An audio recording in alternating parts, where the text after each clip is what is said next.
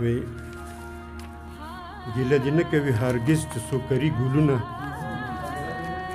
هرګز چې څوک کري ګلونه او لاس به یې تل په وینو سرې وي چې شوکوي ګلونه او د هر چا خپل قسمت دی چا نه خو کم خو نه یو د هر چا خپل قسمت دی چا نه کم خو نه یو چا ته ګلونه شي ازغي چا ته ازغي ګلونه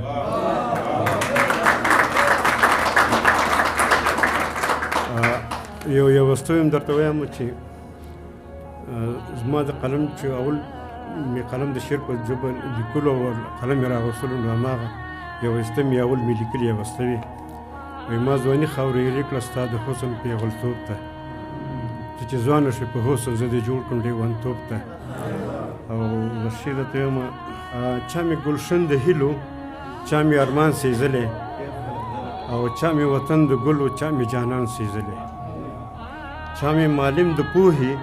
چا مې امام د منبر چا مدرسه د چڼو چا مې قرآن سېزلی او چا مې د ننګ سلي چا مې تاریخ د پښتو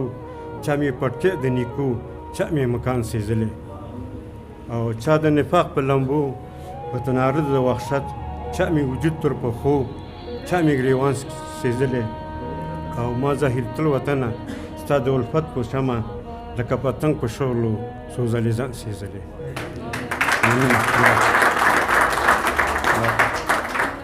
یو بل شعر هم د پښتنو په د خپلې ورونو او د ټولنې په دغې باندې چې وایي د نفاق په رنځ اخته دي خو ښه نه دي د نفاق په رنځ اخته دي خو ښه نه دي مړه د غم په بستره دي دا ښه نه دي او د یووالي کور یې رنګ وحدت یې نشته د یووالي کور یې رنګ وحدت یې نشته د نفرت په بټ نه دي خو ښه نه دي او یو بل وجدي په سروینو کې لطپت دي پښتانه غوښه او چاړه دي خو ښه نه دي او ورځ په ورځ د ځانځانۍ کندې تولیږي ورځ په ورځ د نابودۍ کندې تولیږي ځانځاني په ویر اخته دي خو ښه نه دي او نه یو کېږي نه پاسېږي یا ظاهره د غفلت په خوب ویده دي خو ښه نه دي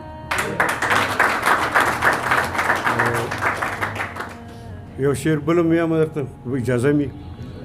وایي هره ورځ چې راته نوي فریبونه جوړوي ښه پوهېږم چې مخپو ته زنځیرونه جوړوي او زه قریب د خپلواکۍ منزل ته رسم ته په لار کې راته ولې دیوالونه جوړوي او ته په خپله لوی غلامې په تیارو کې یې خوشحاله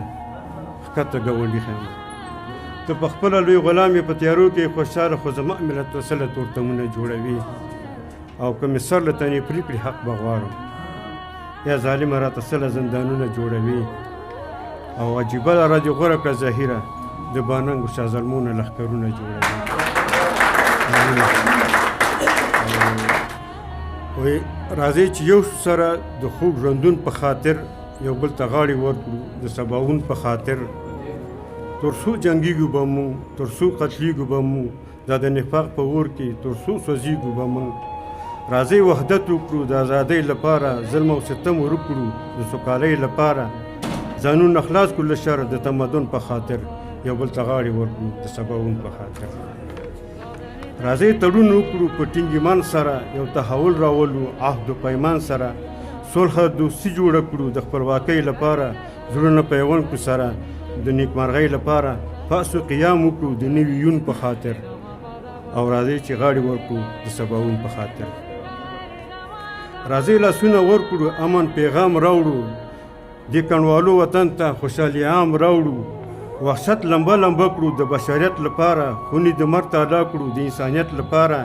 بیرته تاریخ ژوندی کړو د لوی پښتون لپاره یو بل ته غاړې ورکړو د سباوون لپاره راځئ راویښ شو سره نور دا جنګونه پرېږدو دا د غفلت په بستر درانه خوبونه پرېږدو